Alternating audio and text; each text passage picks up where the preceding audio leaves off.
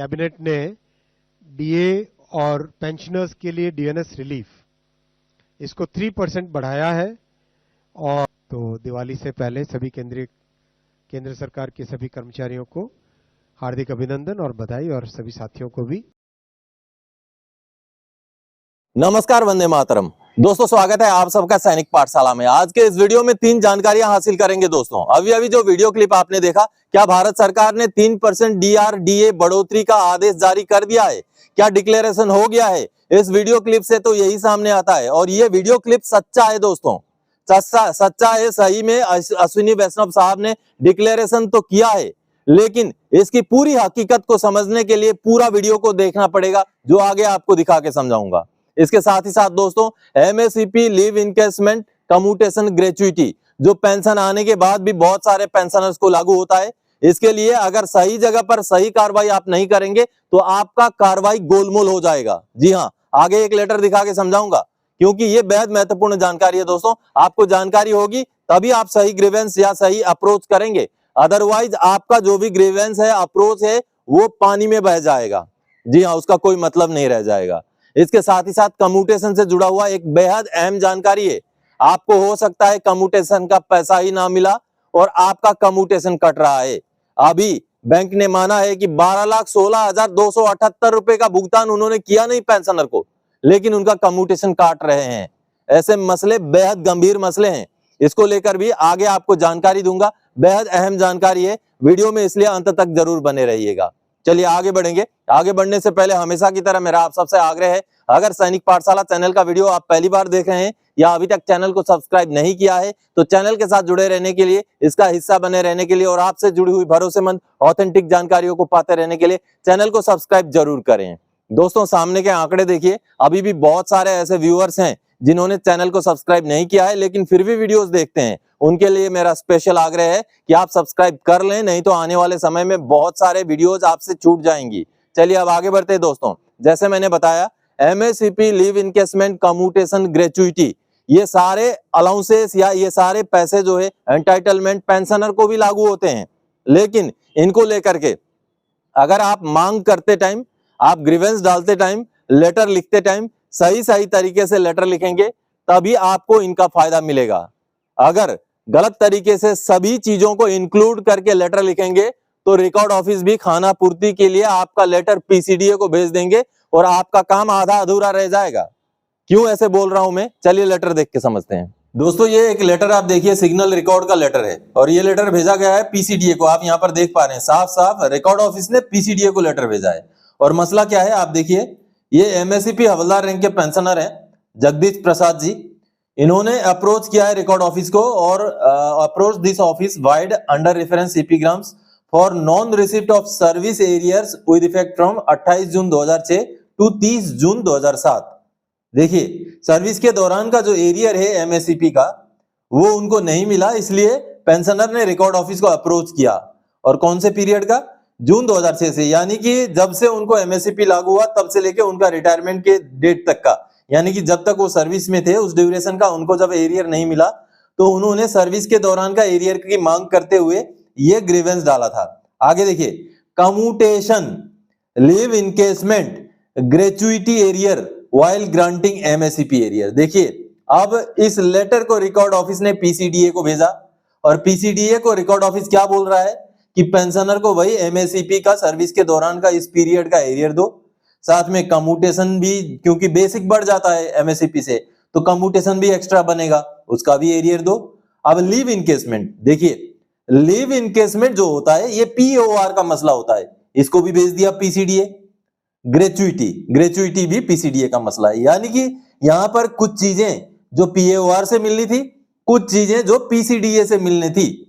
Record office को grievance मिला, उन्होंने ग्रीवेंस उठा के पीसीडीए को भेज दिया, ना ये देखा कि कौन सा एंटाइटलमेंट पीओआर से मिलना है। अब ये लीव इनकेसमेंट वाला डिटेल्स ये पीसीडीए को भेजने से क्या मतलब है, आप खुद देखिए। और अगर ये लेटर मान लीजिए अगर कॉपी किया गया होता पीओआर को तब भी ठीक था, लेकिन इसका कॉपी भी नहीं किया गया पीओआर को, और भेज दिया ये किसको? पीसीडीए को। इसलिए आपको ही जानकार बनना पड़ेगा। आप जब ग्रीवेंस डालें तो अलग अलग ऑफिसेस से डील होने वाली चीजें अलग अलग ग्रीवेंस में डालें दोस्तों। जो ग्रीवेंस जहां जाना है, जो रिप्रेजेंटेशन जहां जाना है वहां जाएगा, तभी आपका काम बनेगा। अगर कोई चीज पीएओआर जाना है उसको पीसीडीए भेज दिया जाएगा तो उसका कोई मतलब नहीं बनता है। इसलिए ग्रीवेंस डालते टाइम आपको खुद ही ध्यान देना है कि कोई दो चीजें ऐसी तो मिक्स नहीं हो गई जिसमें अलग अलग जगह से कार्रवाई है।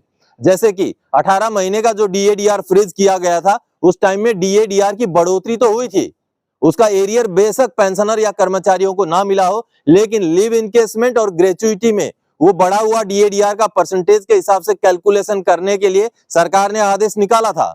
अब इसको लेकर के कोरोना के टाइम में जो भी रिटायर हुए हैं वो पेंशनर्स जब ग्रीवेंस डालते हैं तो ग्रेच्युइटी का और लिव इनकेसमेंट का इकट्ठा आप ग्रीवेंस ना डालें, क्योंकि ग्रेच्युइटी का जो कैलकुलेशन होना है वो पीसीडीए से होना है, लिव इनकेसमेंट का होना है पीएओआर से होना है। तो आप समझ गए होंगे, अलग अलग ऑफिसेस से होने वाले काम हैं तो आपके ग्रीवेंसेस भी अलग अलग जाने चाहिए। चलिए अब आगे बढ़ते हैं।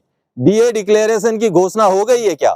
क्योंकि एक वीडियो क्लिप वायरल हो रहा है, आपने भी देखा होगा। उस वीडियो क्लिप को पहले सुन लीजिए, अश्विनी वैष्णव साहब क्या बोल रहे हैं। हूबहू 3% की ही बढ़ोतरी की बात कर रहे हैं और दीपावली से पहले एरियर की भी बात कर रहे हैं। लेकिन सच्चाई क्या है, हकीकत क्या है? वीडियो वैसे गलत नहीं है, सही वीडियो है, सच्चाई बोल रहे हैं वीडियो में, लेकिन इस वीडियो को पूरा देखना पड़ेगा, उसके बाद आपको समझ में आएगा कि आखिर माजरा क्या है।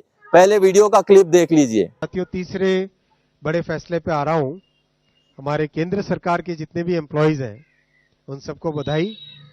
आज कैबिनेट ने डीए और पेंशनर्स के लिए डीएनएस रिलीफ इसको 3% बढ़ाया है और total 9,448 crore annually 9,448 crore annually हमारे सेंट्रल गवर्नमेंट के एम्प्लॉयज के पे चेक में ऐड होगा।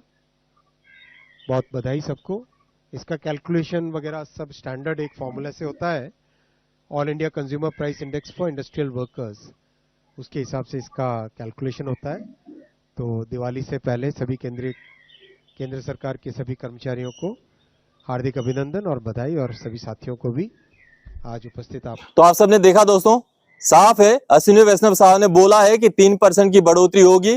कितना खर्चा सरकार का लगेगा वो भी बोल दिया है, दीपावली से पहले एरियर मिलेगा वो सारा चीज भी बोल दिया है। लेकिन दोस्तों इसका जो पूरा वीडियो है, पीआईबी का जब प्रेस नोट जारी किया गया था, प्रेस रिलीज जब हुआ था, ब्रीफिंग जब किया गया था, उसका जो मूल अंश है उसमें से थोड़ा सा क्लिप आपको दिखाऊंगा, उसको देखते हैं अभी। मैं साथियों तीसरे बड़े फैसले पे आ रहा हूं। हमारे केंद्र सरकार के जितने भी एम्प्लॉयज हैं उन सबको बधाई।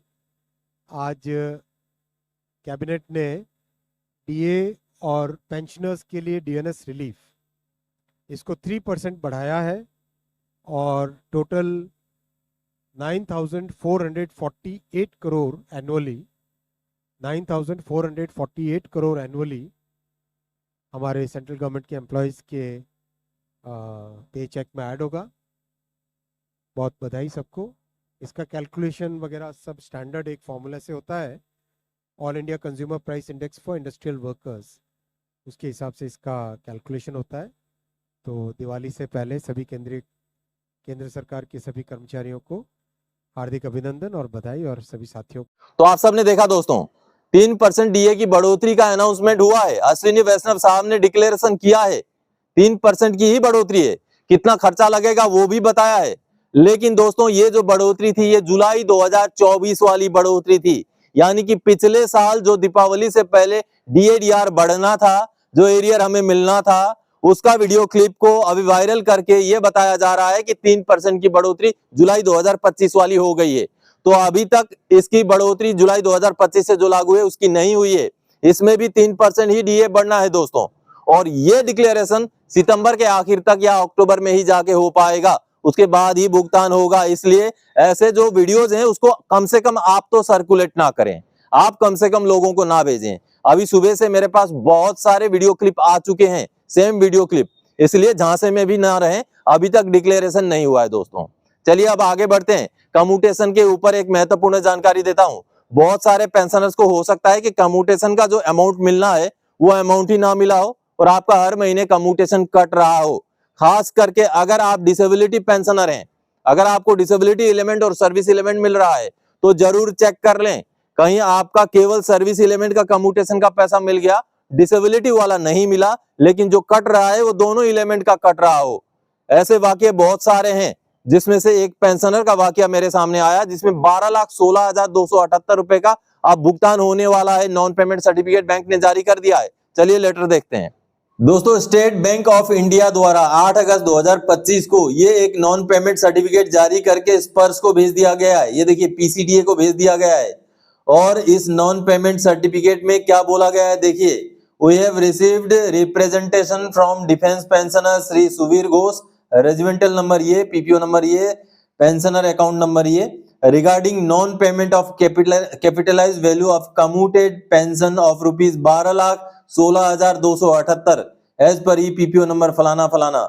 We have scrutinized pension and found that he was not paid capitalized value of commuted pension of rupees 12,16,278 and therefore we are issuing non-payment certificate of the same here under.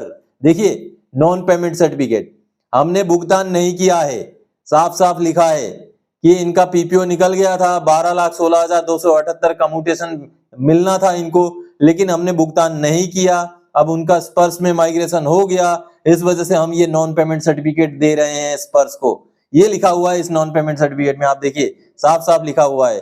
तो बहुत सारे pensioners हैं दोस्तों, जिनके साथ ऐसा हुआ हो सकता है कि कम्यूटेशन तो कट रहा है, लेकिन कम्यूटेशन का जो अमाउंट सीपीपीसी से मिलना था वो कभी मिला ही ना हो। तो आप सबने अभी लेटर देखा दोस्तों। अब इसी विषय को लेकर के पेंशनर ने जो वीडियो क्लिप मुझे भेजा है उसको देखिए। मैं एमएससीपी नायब सूबेदार सुवीर घोष, मेरे साथ एक बड़ा प्रॉब्लम हुआ था, जो कि मुझे 2018 सितंबर में कंप्यूटराइज वैल्यू ऑफ पेंशन्स का अमाउंट दिया था 23,85,698, जिसमें से सर्विस पेंशन और डिसेबिलिटी पेंशन्स का कंप्यूट दिया था। पर सीपीपीसी ने सिर्फ मेरे को सर्विस पेंशन का कंप्यूट दिया और डिसेबिलिटी अमाउंट का कंप्यूट नहीं मिला।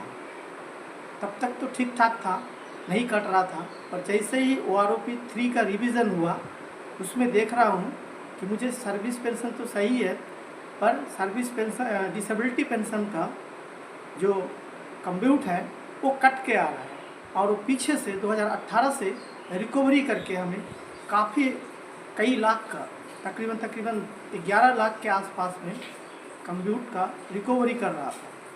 फिर मैंने बहुत परेशान हुआ और मैं इलाहाबाद पीसीडीए में भी गया, वहाँ से गोल मोल जवाब मिला।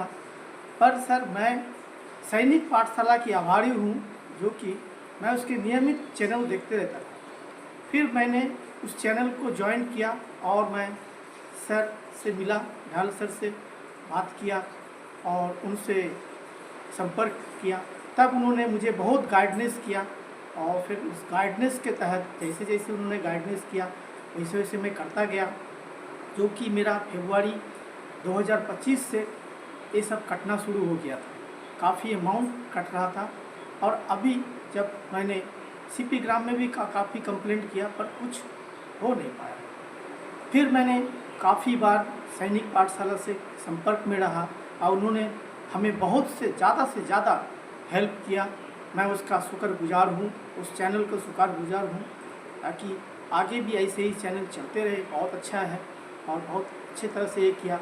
तब जा कर के हमें 8 अगस्त 2025 को एक नॉन पेमेंट सर्टिफिकेट सीपीपीसी ने इशू किया, जो कि उन्होंने बताया पीसीडीए को कि इनकी 12,16,278 रुपया हमने पेमेंट नहीं किया है और उन्होंने एक नॉन पेमेंट सर्टिफिकेट। तो आप सबने देखा दोस्तों, कम्यूटेशन में बहुत सारी गड़बड़ियां देखने को मिलती हैं।